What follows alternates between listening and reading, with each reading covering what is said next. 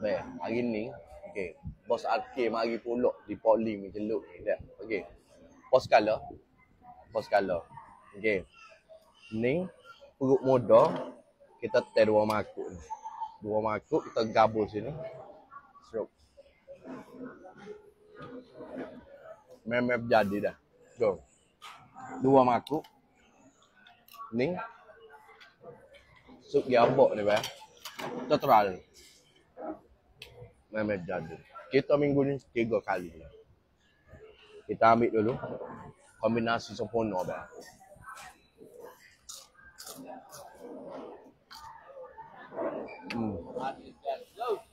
Kombinasi sempurna. Ni ambil bodu ni terus hati lima. Mak sini kita cukup dah.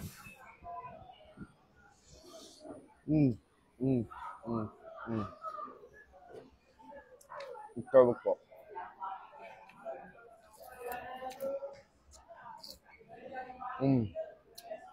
Paling jadi. Bagai tak apa tu. Kita bawa setting kita dah.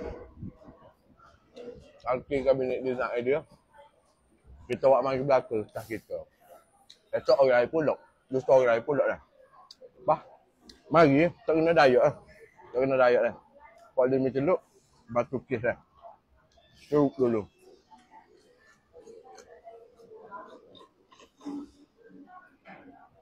Padu. Jadi pasal apa dia? Makan dulu. Daging belengah. Daging belengah bang. Daging belengah ni. Barim.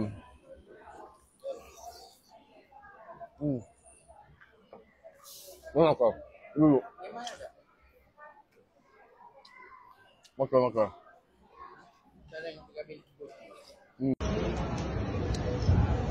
Kombinasi.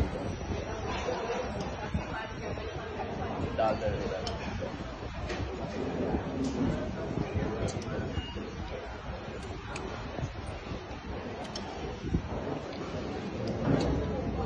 Memang tak saja.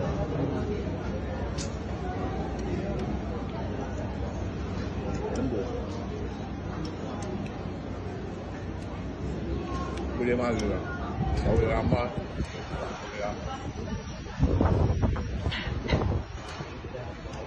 Apa? Mesti lembut tak nak berapa jam ni. Kalau dia cukup ambil berapa jam ni. Apa? Dia kena dengan cita rasa kita. Kita bawa minat memang penggemar juga. Penggemar. Kalau tak licin, tak sok. Daging kalau belengah, kau buka licin. So perut. Licin. Mari.